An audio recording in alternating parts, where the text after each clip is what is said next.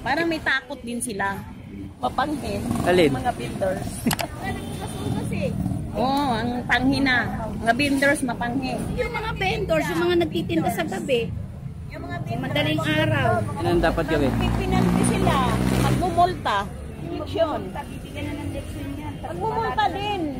Para malalaman natin na ano, kasi kung hindi magmumulta, gagawin pa rin nila yan. Tapos duduhulin na lang. Babae, Kasi lalaki. nga, madali yan eh. Dahil nga walang...